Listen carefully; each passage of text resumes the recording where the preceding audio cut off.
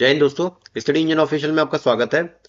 आज हम बात करेंगे रेलवेज आरपीएफ एसआई और कांस्टेबल 2024 के लिए प्रीवियस ईयर क्वेश्चंस के बारे में। जी हाँ दोस्तों, जो पहले आरपीएफ एसआई और कांस्टेबल के जो पेपर हुए हैं उनमें जो जीएस के या जीके के इंपॉर्टेंट क्वेश्चन पूछे गए हैं उनको हम इस लेक्चर में कवर करेंगे, ताकि जो आने वाले एग्जाम हैं उसमें जो ये क्वेश्चन हो वो आपके लिए हेल्पफुल हो सके। चलिए स्टार्ट करते हैं। बात करते हैं अपने पहले क्वेश्चन के बारे में। देखिए लिखा हुआ है, क्या राज्यसभा भंग की जा सकती है? पूछ रहा है इसमें, क्या राज्यसभा कभी भंग की जा सकती है? तो देखिए चार ऑप्शन है। कभी भी नहीं, राष्ट्रपति के विवेकाधिकार पर। अगला ऑप्शन है हाँ प्रत्येक 3 वर्ष पर। और अगला है हाँ आपातकाल के दौरान। देखिए दोस्तों, जो राज्यसभा होती है वो एक परमानेंट हाउस होता है। कौन सा? एक स्थायी सदन होता है, परमानेंट हाउस होता है। इसका मतलब ये कभी भी विघटित नहीं होती है। इसका मतलब जो ऑप्शन नंबर 1 है आपका राइट आंसर हो जाएगा कि राज्यसभा कभी भी विघटित नहीं की जा सकती। हाँ, इसके सदस्यों की बात करें तो जो इसके जो सदस्य होते हैं, जो इसके मेंबर्स होते हैं, उनका कार्यकाल जो होता है वो 6 वर्ष का होता है। और इसमें प्रत्येक 2 साल पर 1/3 सदस्य अपना इस्तीफा दे देते हैं। प्रत्येक दो साल पे क्या होता है, 1/3 सदस्य अपना इस्तीफा दे देते हैं और फिर नए चुनकर आ जाते हैं। लेकिन ये जो राज्यसभा है वो कभी विघटित नहीं होती है, क्योंकि 1/3 सदस्य इसमें इस्तीफा देती है, लेकिन जो बाकी के जो सदस्य हैं वो तो अपना कार्यकाल पूरा करेंगे 6 साल तक। तो कोई ना कोई मेंबर इसमें हमेशा बना रहता है। तो ये याद रखिएगा कि राज्यसभा कभी भी भंग नहीं की जा सकती है। आगे बात करते हैं। देखिए अगला क्वेश्चन लिखा हुआ है, हैट्रिक शब्द का प्रयोग किस खेल में होता है? तो दोस्तों काफी फेमस वर्ड है। हैट्रिक की बात करें तो देखिए हैट्रिक का मतलब क्या होता है कि जब कोई भी खिलाड़ी लगातार 3 बॉलों पे किसी बल्लेबाज को आउट कर देता है, किसी भी प्लेयर को लगातार 3 बॉलों पर आउट कर देता है, तो वो हैट्रिक कहलाती है। ठीक है दोस्तों। तो ये जो हैट्रिक शब्द है ये किस खेल में प्रयोग होगा? ये क्रिकेट में प्रयोग होता है। किसमें? क्रिकेट में प्रयोग होता है। जैसे कोई अगर बॉलर आता है या कोई प्लेयर आता है बॉलिंग करने के लिए, और वो लगातार अपनी 3 गेंद फेंकता है और तीनों गेंद पर अगर उसे विकेट मिल जाती है तो उसे हैट्रिक बोलते हैं। चलिए आगे देखते हैं। आगे बात करते हैं। देखिए अगला अगला क्वेश्चन लिखा हुआ है, एस अगेंस्ट ऑड पुस्तक किसने लिखी है? तो एस अगेंस्ट ऑड की बात करें तो ये सानिया मिर्जा के द्वारा लिखी गई है। सानिया मिर्जा की बात करें तो ये एक फॉर्मर टेनिस प्लेयर रह चुकी हैं। और जो एस अगेंस्ट ऑड है ये इनकी बायोग्राफी है। क्या है? इनकी बायोग्राफी है। तो उम्मीद करता हूं ये याद हो गया होगा। आगे बात करते हैं। देखिए अगला क्वेश्चन लिखा हुआ है, हिंदू विधवा पुनर्विवाह अधिनियम कब पारित किया गया? तो हिंदू विडो रीमैरिज एक्ट की बात कर रहे हैं यहाँ पे। देखिए हिंदू विडो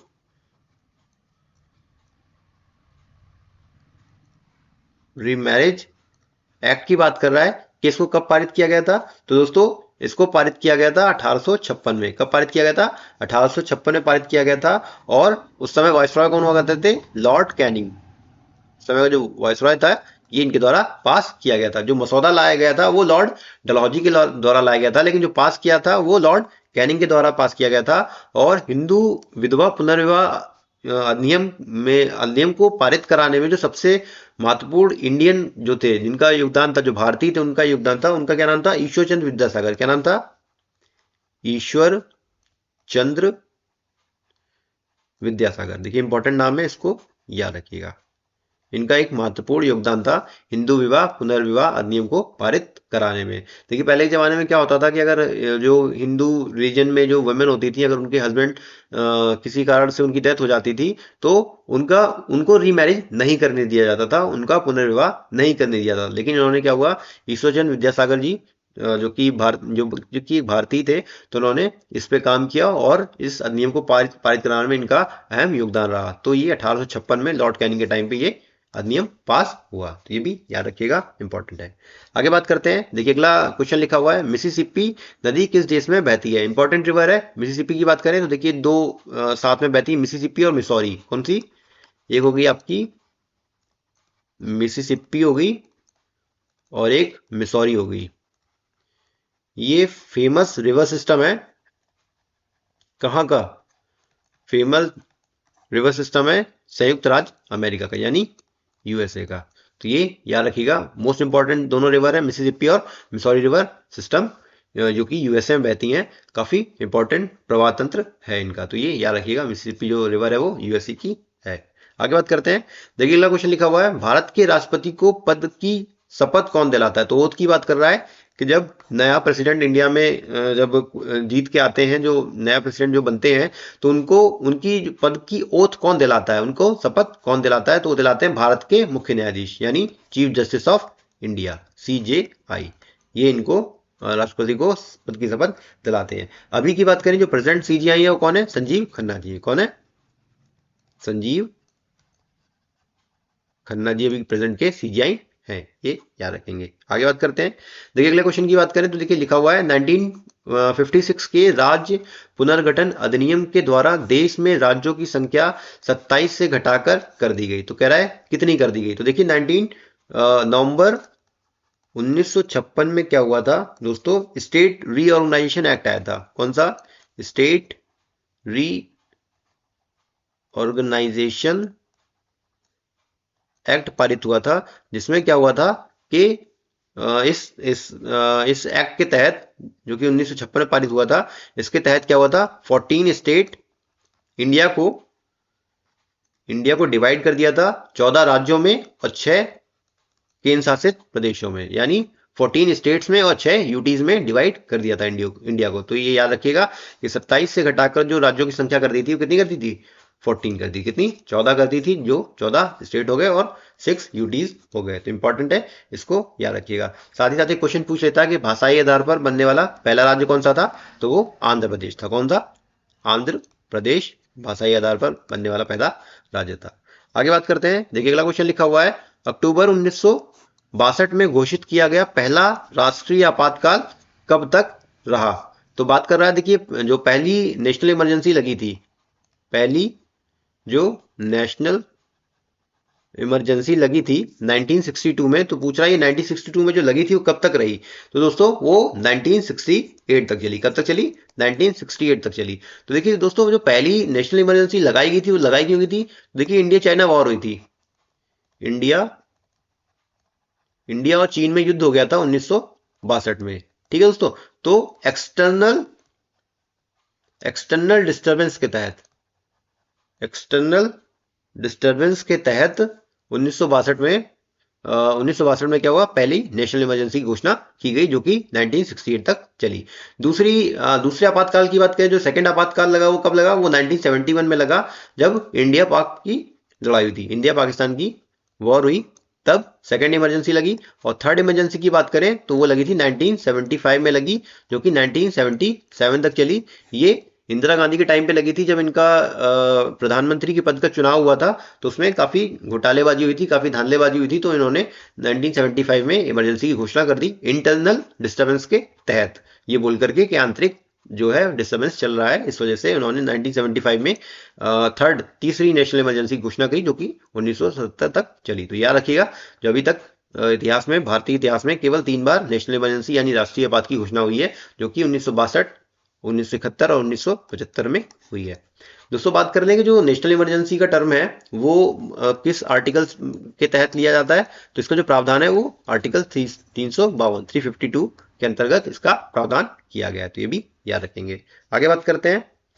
देखिए दोस्तों अगला क्वेश्चन है, निम्न में से किसने 2 लगातार कार्यकालों में राष्ट्रपति के रूप में अपनी सेवाएं दी है? तो कह रहा है कि ये जो 4 ऑप्शन लिखे हुए हैं दोस्तों, इसमें से कौन से ऐसे राष्ट्रपति रहे हैं जिन्होंने अपना 2 बार टर्म अपना पूरा किया है? दोस्तों इसका जो राइट आंसर हो जाएगा वो हो जाएगा डॉक्टर राजेंद्र प्रसाद। तो पहला ऑप्शन है जो डॉक्टर राजेंद्र प्रसाद, इन्होंने अपने 2 टर्म पूरे किए, 2 टर्म एज अ प्रेसिडेंट रहे। तो इन्होंने 1950 से लेकर के 1962 तक ये प्रेसिडेंट रहे, जो कि इन्होंने 2 टर्म यहाँ पे पूरे किए। तो ये भी याद रखेंगे। APJ अब्दुल कलाम साहब की बात करें तो ये 2002 से लेकर के 2007 तक के बीच में भारत के राष्ट्रपति बने। Doctor S Radhakrishnan, doctor Sarvepalli Radhakrishnan की बात करें तो ये दूसरे राष्ट्रपति रहे थे। डॉक्टर राजेंद्र प्रसाद के बाद जो राष्ट्रपति बने वो S राधाकृष्णन जी बने, जो कि कहां से कब तक रहे? 1962 से लेकर के 1967 तक के राष्ट्रपति बने। VV गिरी जी की बात करें तो ये 1969 में एक्टिंग प्रेसिडेंट भी बने थे, मतलब कुछ टाइम के लिए ये केवल कार्यवाहक राष्ट्रपति के रूप में काम किया, लेकिन जो प्रॉपर इन्होंने पूरा अपने पद पे रह करके राष्ट्रपति के तौर पे काम किया वो कब से कब तक, 1969 से 1974 तक इन्होंने प्रॉपर प्रेसिडेंट के रूप में काम किया। तो ये भी याद रखेंगे। इन्होंने देखिए एक एक टर्म किया, लेकिन इन्होंने 2 टर्म किए। ठीक है दोस्तों, तो ये याद रखेंगे। आगे बात करते हैं। देखिए अगला क्वेश्चन लिखा हुआ है, जावा की खाई जिसको ट्रेंच भी बोलते हैं किस महासागर में स्थित है। तो देखिए जावा की खाई की बात करें तो जावा की खाई जो स्थित है वो हिंद महासागर में यानी इंडियन ओशन में स्थित है। जावा की खाई की बात करें तो देखिए जावा की खाई को एक और नाम है सुंडा ट्रेंच यानी सुंडा की खाई, सुंडा ट्रेंच ही बोलते हैं। और इसकी गहराई की बात करें, जो सुंडा ट्रेंच की गहराई है वो है 7450 मीटर। कितनी है, 7450 मीटर है। और देखिए आपको नाम से ही पता चल रहा है जावा, तो देखिए जावा एक द्वीप है जो कि इंडोनेशिया का द्वीप पड़ता है। तो इंडोनेशिया की द्वीप जो जावा है, तो जावा के पास में ही जावा की खाई है। तो ये भी याद रखेंगे, इंपॉर्टेंट हो जाता है। अटलांटिक महासागर की बात करेंगे तो अटलांटिक महासागर की जो सबसे गहरी खाई है वो कौन सी है, प्यूर्तो रिको। कौन सी है, प्यूर्तो रिको ट्रेंच है जो कि अटलांटिक ओशन में पड़ती है। और इसकी गहराई की बात करें तो इसकी गहराई है 8380 मीटर इसकी गहराई है। प्यूर्तो रिको ट्रेंच की बात करें तो देखिए दोस्तों ये जो आपका ट्राइंगल ट्राइंगल वाला है, ठीक है, तो वहां पे ये चीजें, ये जो ट्रेंच है ये वहां पे पाया जाता है।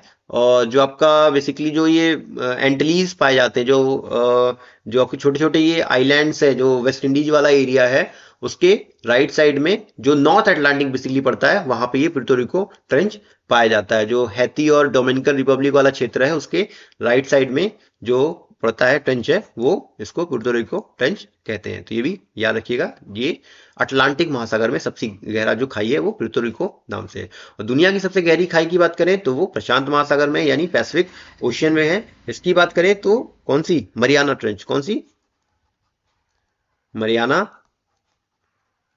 ट्रेंच जो है वो यहाँ की सबसे गहरी, मतलब वर्ल्ड की बात करें तो वर्ल्ड की सबसे गहरी जो गहरी खाई है जो कि प्रशांत महासागर में स्थित है। इसकी जो गहराई है लगभग लगभग 11,000 मीटर है। कहाँ, कितना, 11,000 मीटर या 11 किलोमीटर इसकी गहराई है। और इसमें जो सबसे गहरा पॉइंट है उसको चैलेंजर द्वीप भी बोलते हैं। क्या बोलते हैं, चैलेंजर द्वीप भी बोलते हैं। तो इसको भी याद रखिएगा, इंपॉर्टेंट हो जाता है। तो जावा की खाई जो है वो इंडियन ओशन में स्थित है। आगे बात करते हैं।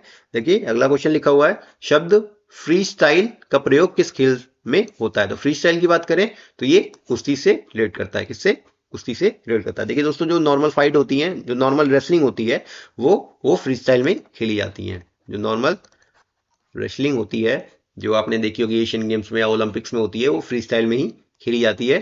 तो ये कुश्ती से रिलेट करता है। आगे बात करते हैं। देखिए अगला क्वेश्चन लिखा हुआ है, भारतीय संविधान प्रदान करता है। तो भारतीय संविधान कैसी नागरिकता प्रदान करता है। तो जो भारतीय संविधान है वो एकल नागरिकता यानी सिंगल सिटीजनशिप प्रदान करता है। सिंगल सिटीजनशिप प्रदान करते हैं, यानी जो भारत में रहने वाले नागरिक होंगे उनकी जो नागरिकता होगी वो केवल भारतीय होंगी। मतलब वो ये नहीं कह सकते कि मैं उत्तर प्रदेश का निवासी हूँ या मैं उड़ीसा का निवासी हूँ या मैं पंजाब का निवासी हूँ या मैं तमिलनाडु का निवासी हूँ। ऐसा नहीं, वो किसी राज्य के निवासी नहीं है, वो केवल केवल इंडिया के निवासी हैं। तो वो केवल और केवल इंडियन है, तो उनकी केवल एकल नागरिकता होगी। दोहरी नागरिकता की बात करें तो देखिए यूएसए के जो नागरिक हैं वो उनके पास दोहरी नागरिकता होती है। कैसे, मतलब जो यूएसए के नागरिक हैं एक तो वो अपने देश के नागरिक हैं और वो जो स्टेट में रहते हैं वो उसके भी नागरिक होते हैं। जैसे मान लीजिए कोई कैलिफोर्निया में रह रहा है तो वो कैलिफोर्निया का भी नागरिक है और दूसरा वो यूएसए का भी नागरिक है। तो इस तरह जो यूएसए के सिटीजन होते हैं उनके पास दोहरी नागरिकता होती है, लेकिन भारत में ऐसा कोई प्रावधान नहीं है। तो भारत की जो भारतीय संविधान में जो सिटीजनशिप दी गई है वो सिंगल सिटीजनशिप यानी एकल नागरिकता दी गई है। आगे बात करते हैं। देखिए अगला क्वेश्चन लिखा हुआ है, ईरान की मुद्रा का नाम बताइए। तो ईरान की मुद्रा जो ईरान की करेंसी के बारे में पूछ रहा है, तो ईरान की जो करेंसी है वो है रियाल। कौन सी है, रियाल, RIAL। तो ये याद रखिएगा। इसकी देखिए रियाल की बात करें तो दो और इंपॉर्टेंट देश है, एक हो गया येमन और एक हो गया ओमान। यहाँ की भी करेंसी जो है वो रियाल है। तो ये भी याद रखिएगा। इसको आप UI करके याद कर सकते हैं, UI करके याद रख सकते हैं। Y से येमन हो गया, O से ओमान हो गया और I से ईरान हो गया। देखिए मैंने ये इसकी जो एशिया की जितनी भी कंट्रीज हैं उसकी कैपिटल करेंसी की एक इम्पॉर्टेंट ट्रिक नाम से एक वीडियो अपने चैनल पे बनाई हुई है। तो अगर वो देखना हो तो आप उसको भी जरूर देख लीजिएगा, इंपॉर्टेंट है काफी। येन की बात करें तो येन जो मुद्रा है वो कहाँ की, जापान की करेंसी है। दिनार की बात करें तो दिनार के लिए भी मैं देखिए वहां पे मैंने एक ट्रिक बताई थी, काफी इंपॉर्टेंट ट्रिक थी। उस जब आप वहां देखेंगे तो आपको समझ में आ जाएगी। तो BIJK करके मैंने एक ट्रिक बताई थी, BIJK। तो बी से हो गया आपका बहरीन, बी से बहरीन हो गया, आई से इराक हो गया, जे से जॉर्डन हो गया और के से कुवैत हो गया। तो दोस्तों जो दिनार है आपका वो बहरीन, इराक, जॉर्डन और कुवैत की करेंसी है।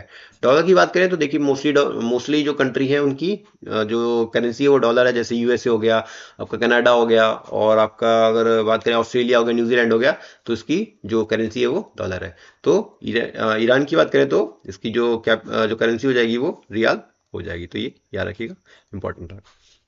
आगे बात करते हैं। देखिए अगला क्वेश्चन लिखा हुआ है, भारतीय इस्पात प्राधिकरण लिमिटेड यानी सेल मतलब steel authority of India limited का मुख्यालय, हेडक्वार्टर पूछ रहा है कहाँ पे है। सेल का मुख्यालय पूछ रहा है कहाँ पे, तो सेल का मुख्यालय है वो कहाँ पे, न्यू दिल्ली में। कहाँ पे, न्यू दिल्ली में स्थित है, इंपॉर्टेंट है, याद रखिएगा। आगे बात करते हैं। देखिए अगला क्वेश्चन लिखा हुआ है, रावण द्वारा कैलाश पर्वत को हिलाते हुए चित्रित प्रतिमा कहाँ पाई गई है। तो देखिए जो रावण था, लंकापति जो रावण है, उनके द्वारा कैलाश पर्वत को हिलाते हुए एक चित्रित प्रतिमा है, वो कहाँ, कौन सी गुफा में पाई गई है, तो वो एलोरा गुफा में पाई गई है। कहाँ पे, एलोरा की गुफाओं में पाई गई है। जो एलोरा केव्स हैं उसमें पाई गई है। तो एलोरा केव्स की बात करें तो ये कहाँ है, औरंगाबाद में स्थित है। औरंगाबाद कहाँ पे, महाराष्ट्र। जो महाराष्ट्र का क्षेत्र है, जो महाराष्ट्र है, तो महाराष्ट्र में जो औरंगाबाद जिला है वहां पे एलोरा केव्स हैं, वहां पे ये स्थित है। तो ये याद रखिएगा, इंपॉर्टेंट है। आगे बात करते हैं। देखिए अगला क्वेश्चन लिखा हुआ है, दिसंबर 1929 में लाहौर में संपन्न हुए कांग्रेस के राष्ट्रीय अधिवेशन में कौन सा प्रस्ताव पारित हुआ। तो दिसंबर 1929 की बात करें, इंपॉर्टेंट अधिवेशन था लाहौर का। तो वहां पे क्या हुआ कि कांग्रेस के द्वारा एक इंपॉर्टेंट प्रस्ताव लाया गया, जो जिसमें किसकी बात करी, जिसमें बात करी पूर्ण स्वराज प्रस्ताव के बारे में, कंप्लीट इंडिपेंडेंस की बात करी। पूर्ण स्वराज की बात कहां हुई, दिसंबर 1929 में लाहौर अधिवेशन में बात करी। स्वदेशी प्रस्ताव की बात करें तो स्वदेशी प्रस्ताव जो पारित किया गया था वो 1906 के कलकत्ता सेशन में, कलकत्ता सेशन में पारित किया गया था। तो ये भी याद रखिएगा, इंपॉर्टेंट हो जाता है। आगे बात करते हैं दोस्तों। अब अगला क्वेश्चन है, अगला क्वेश्चन देखिए लिखा हुआ है, हाथी गुफा शिलालेख किसके द्वारा उत्कीर्ण कराया गया। तो हाथी गुफा शिलालेख की बात करें तो ये खारवेल के द्वारा उत्कीर्ण कराया गया था। खारवेल की बात करें तो ये कौन थे, ये कलिंग के किंग हुआ करते थे। कलिंग जो उड़ीसा को बोला जाता था, तो कलिंग नरेश कौन थे, खारवेल थे। तो इनका ही हाथी गुफा शिलालेख इन्हीं के द्वारा उत्कीर्ण कराया गया है। अशोक की बात करें तो अशोक ने जो अशोक के भी देखिए कई सारे शिलालेख हैं, जिनमें से जो कलिंग शिलालेख है, कलिंग वाला शिलालेख है वो इंपॉर्टेंट है, तो इनको भी याद रखिएगा। लेकिन जो हाथी गुफा वाला है वो किसका है, खारवेल का है। आगे बात करते हैं। देखिए अगला इंपॉर्टेंट है, अगली जो किताब देखिए एक इंपॉर्टेंट है, बृहत संहिता। बृहत संहिता पुस्तक किसके द्वारा लिखी गई है। तो इनके जो इंपॉर्टेंट जो राइटर रहे हैं वो कौन रहे हैं, वारा मिहिर के द्वारा बृहत संहिता पुस्तक लिखी गई है, इंपॉर्टेंट है। आगे बात करते हैं, कंबोडिया की राजधानी बताइए। देखिए कंबोडिया एक इंपॉर्टेंट कंट्री है एशिया का, जिसकी कैपिटल पूछ रहा है। तो कंबोडिया की जो कैपिटल है वो होनपेन है। कौन सी, होनपेन इसकी कैपिटल हो जाएगी। सेंटियागो की बात करें तो सेंटियागो कहाँ की राजधानी है, चिली की राजधानी है। कहाँ की, चिली की राजधानी है, और ये एक साउथ अमेरिकन कंट्री है। होनपेन मैंने बता दिया, ये एशिया कंट्री होगी। प्राग की बात करें तो ये प्राग कहाँ की कैपिटल है, तो चेक रिपब्लिक। कहाँ की, चेक रिपब्लिक यानी चेक गणराज्य की ये राजधानी है प्राग। और चेक गणराज्य एक यूरोपियन कंट्री है, यूरोप में स्थित है। माले की बात करें तो ये मालदीव्स की राजधानी है, और मालदीव्स एक एशिया की कंट्री है। तो इंपॉर्टेंट है, या याद रखिए कंबोडिया। अंकोर वाट का जो मंदिर आपने सुना होगा वो कंबोडिया में ही स्थित है, काफी बार क्वेश्चन वो भी पूछा गया है। तो इसकी राजधानी याद रखिएगा, इसकी राजधानी कहाँ पे है, फोनपेन इसकी राजधानी हो जाएगी। आगे बात करते हैं। देखिए अगला क्वेश्चन है, कलरीपयट्टू कलरीपट्टू है। कलरीपट्टू बेसिकली पूछ रहा है इसमें क्या है, उत्तर प्रदेश की कढ़ाई की कला है, पश्चिम बंगाल का लोक नृत्य है, राजस्थान का लोक संगीत है, या केरल की मार्शल आर्ट और युद्ध कला है। तो जो कलरीपट्टू है वो दोस्तों क्या है, केरल की मार्शल आर्ट और युद्ध कला है। ये भी इंपॉर्टेंट क्वेश्चन है, इसको भी याद रखिएगा। देखिए अभी हाल ही में क्या होता, 37वें नेशनल गेम्स आयोजित कराए गए थे, नेशनल गेम्स हुए थे 2023 में। तो उसमें कुछ न्यू गेम्स ऐड हुए थे, न्यू गेम्स ऐड हुए थे, उसमें कलरी पट्टू भी उनमें से एक ऐड किया गया था। ये एक केरला की क्या मार्शल आर्ट है और एक युद्ध कला है। अगर आपने बागी मूवी देखी होगी तो बागी मूवी में आपने देखा होगा कि तलवारबाजी जो उसमें चलाना सिखाया जाता है वही बेसिकली कलरी पट्टू होता है। तो ये केरला से रिलेट करता है, केरला की एक मार्शल आर्ट है और ये एक युद्ध कला है। तो ये भी याद रखिएगा। और देखिए ये 37वें नेशनल गेम्स जो हुए थे उसमें भी ये नए गेम्स के तौर पे ऐड हुआ था, तो इम्पोर्टेंट हो जाता है। तो दोस्तों ये था आज का हमारा सेशन। उम्मीद करता हूँ ये आपको पसंद आया होगा। आने वाली देखिए रेलवे के जितने भी एग्जाम होंगे उनमें इनसे रिलेटेड काफ़ी क्वेश्चन पूछे जाएंगे, तो इसको ज़रूर देखिएगा। और इससे पहले भी देखिए मैंने कई सारे करंट अफेयर और साइंस के सेशन ले चुका हूँ। तो अगर आपने वो नहीं देखे हो तो उसको भी ज़रूर देखिएगा। अगर आज का सेशन पसंद आया तो सेशन को लाइक करिएगा, शेयर करिएगा और चैनल को सब्सक्राइब करिएगा। Thank you.